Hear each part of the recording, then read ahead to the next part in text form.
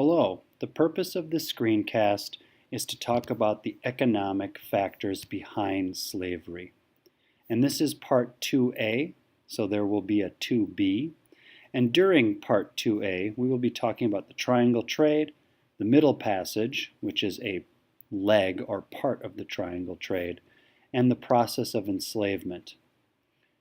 Economic factors involved in slavery, really what that means is the money that is passed between buyer and seller and how money is made off of slavery.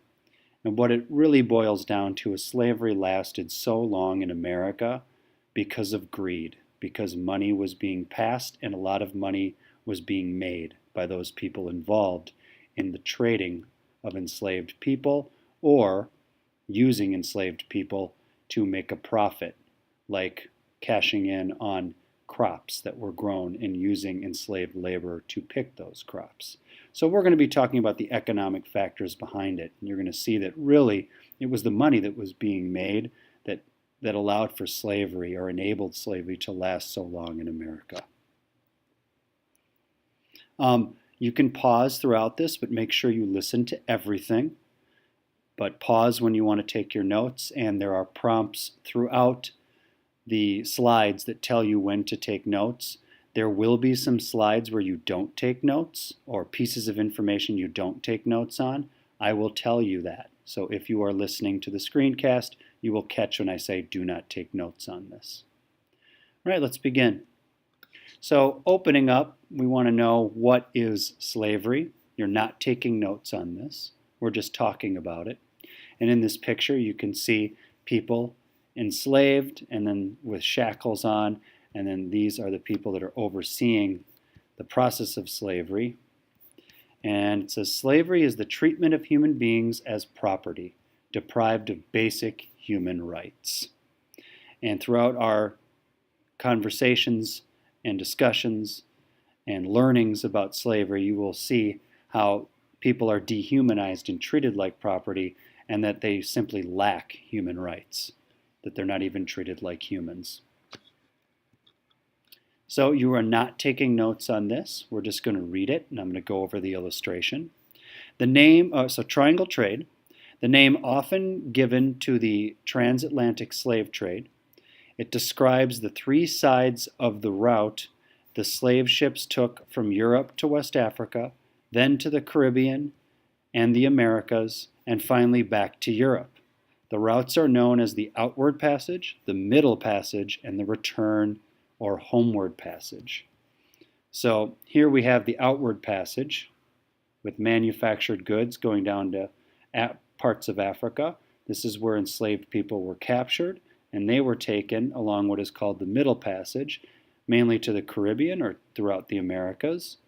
And from there, raw goods were picked or harvested by enslaved labor, and those goods then, raw goods, were sent back on the homeward passage back to Europe, and this is where they were processed and made into something for sale, which then of course was sold back to Africa for trading for enslaved people, or it was sold back to the Americas for making a profit.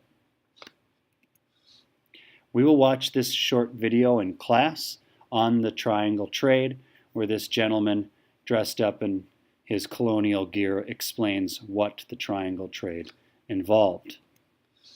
So here's the basics, and in class we'll fill in a lot of these gaps. So this is meant for a conversation piece in class, but basically you have Europe down to West Africa, from West Africa primarily to the West Indies, but really it could also, West Indies are parts of the Caribbean, but it also involved parts of North America and certainly South America. And we'll talk about what cargo was being transported and what the name of the actual leg was. So you'll know what was being transported and what the name of this side of the triangle is. Same with this side and same with this side. You're not taking notes on this. So here is where you're going to actually start taking notes. You can see the Roman numeral 1, and it says triangle trade is the main topic. This arrow will be pointing to this leg, which is called the outward passage, and this is traveling to parts of West Africa, and we'll see what that involved. So phase one is called the outward passage. It's from Europe to West Africa. Lowercase a, so detail. Ships leave ports in England. They could be leaving other ports in parts of Europe as well, but for our purposes, leaving ports in England with manufactured goods. This includes guns, iron, cloth, which could be made into clothing, drapes, tablecloths, you name it, and alcohol. These goods that we just mentioned above here were traded for humans. And the humans were captured as far as 100 miles inland from the West African coast. So the humans were gathered from this part of Africa, and the goods that were coming from Europe were used to trade for those people. Okay, we are continuing now with the triangle trade. So this is still Roman numeral 1, and it's your main topic. But now we have a new subtopic. This is phase 2, called the Middle Passage. And it involves going from West Africa to the Caribbean or the Americas. So it is the green line here, and this one shows it going to the Caribbean, but also there were substantial populations of Africans arriving in parts of South America, Brazil, and also ports along the American coast, like a Rhode Island or even a Boston. So not even necessarily in the South, where enslaved people were traded. So lowercase a, people were captured or kidnapped. We're going to look at some kidnap narratives written by actual enslaved people or people that were part of that process. So people were captured by traders or already captured and traded for and exchanged for European goods. So in a number of cases, people were simply kidnapped, taken from where they lived, and marched to the coast to be placed on boats to travel along this Middle Passage, or they were traded for, meaning that there were kingdoms in Africa that had already captured enslaved people, and then those enslaved people were traded to European slave traders to be sold and then shipped across the Atlantic Ocean. And it was European goods that were being exchanged for these people. So you might be using those guns or the alcohol to give to whoever, the slave traders or the kings of the kingdoms, and those people then would turn over the enslaved people for those manufactured goods. So we have a sub-detail here. The people were sold to ship captains who were along the coastline here. So they would be marched from inland out to the coast where ship captains would purchase them. And when the ships were filled, they set sail for the Americas. The journey is called the Middle Passage. So once those boats were filled here, they began the voyage across the Atlantic. Resistance upon the boats or upon these ships was common, but also the slave traders and the people, the whites upon the boats, primarily Europeans, would use several methods to keep resistance from happening. We will watch this video on the Middle Passage when we get to class and talk about it together. So triangle trade continued. We're still Roman numeral 1. And now we are talking about the homeward passage, which is from the Americas back to Europe. And you can see raw materials are on this: sugar, cotton, tobacco. Those are items that are picked or harvested in the Caribbean, throughout the American South, parts of South America. So uppercase C, phase 3, the homeward passage. You can see where it's pointing. And this is the Americas back to Europe, hence the name Homeward Passage. Enslaved people sold to the highest bidders at slave auctions. So once enslaved labor was here, they were sold off to bidders, literally at what are called slave auctions, so the highest bidder would get them. And 2/3 of Africans ended up on sugar plantations in the Caribbean. So most people coming from Africa ended up here in the Caribbean on sugar plantations where they were picking or harvesting sugar cane. And sugar, tobacco, indigo, coffee was then loaded on ships and returned to Great Britain. So it would be passed here, where then it would be manufactured or made into something here in Europe. So these are called raw goods. So raw sugar, raw tobacco, raw indigo, which is a dye, raw coffee, and then it was turned into something in Europe. So now we're at Roman numeral 2. We're going to talk about the process of enslavement. Here we have a ship with enslaved people. We talked about from the video that most were men, and that had a significant impact on the continent of Africa. So this should be an A, but we'll go with 1 here just because that's what appeared instead of stopping the video. So this should be an uppercase A. People were captured, either kidnapped by traders or already captured by rival African kingdoms and traded for and exchanged for European goods. So before these people got upon the boats, and you can see more back here, they were kidnapped and then or captured as part of war. They would sometimes be prisoners captured by a kingdom, so prisoners of war, or they committed some type of crime and were paying off their sentence through some type by doing forced labor. But when Europeans arrived, they really were just interested in gathering human cargo. So they would come to the African kings, oftentimes try to tip the scales in war, meaning give rifles and guns to one kingdom to fight against another, simply to gather enslaved people. And then in exchange, they would give these kings European goods. Other times they were actually what are called slave traders, people with the task of going out and going from village to village in the African interior, meaning away from the coast, and gathering people as part of, to be part of this trade of enslaved people. So this should be uppercase B.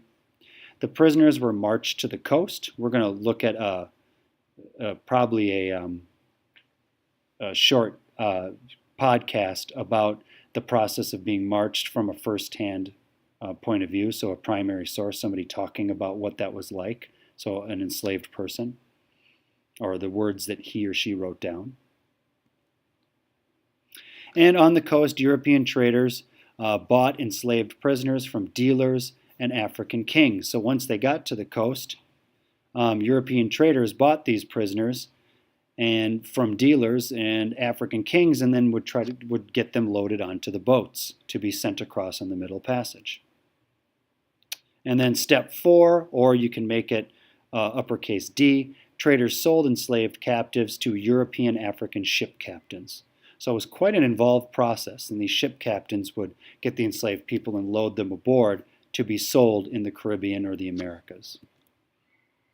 And step 5, captains went up and down the coast for months looking to fill their ships.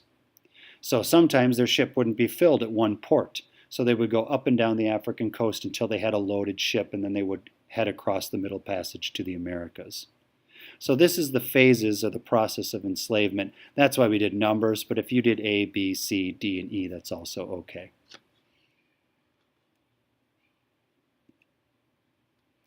And now Roman numeral 3 is the Middle Passage, and this has an image that was a primary source, meaning it was drawn at the time, of how the cargo, the human cargo, was packed very tightly so they, being the ship captains, could get as much cargo on a ship as possible. You can imagine these were extremely life-threatening and dehumanizing conditions that these people had to go through.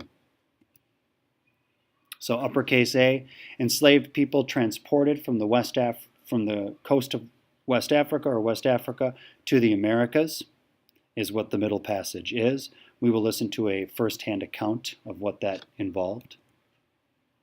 Up to 600 people in the hold under 3 feet high. So this is the hold of the boat where usually just cargo is put, meaning things that aren't alive, but they built it special so you could put people in there. And it was 3 feet high, so you were not able to stand up in the boat. So you can imagine it was extremely uncomfortable. People were suffering. Lowercase a, enslaved man given a space of 6 feet by 1 foot, 4 inches. So that's laying down, 6 feet in height, and then you had about 1 foot, 4 inches from shoulder to shoulder. And that was your space for the majority of the time that you were in the hold of the boat.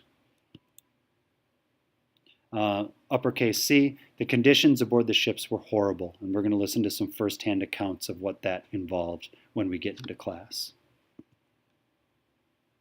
Lowercase a, enslaved often outnumbered the crew of the ship. So you can imagine that might lead to a revolt or some type of mutiny or overthrowing the ship. So rebellions were common. And violence or force was often used to enforce the rules. So the Europeans aboard the ship, predominantly Europeans, had certain rules and they would enforce those rules often with the penalty of death if people were even threatening to rebel. But rebellions did happen. People did resist. And lowercase d, 23 out of 100 died in transit. So out of 100 enslaved people, 23 would die in transit. So the Middle Passage was very dangerous and life-threatening. We will watch this video on the Middle Passage, on slave auctions when we return to class, which will take us to part B, or 2B, on the economic factors. So in the next video, we'll talk about the slave auction, cash crops, cotton gin, and cotton culture. But this wraps up part 2A of the notes. Thank you.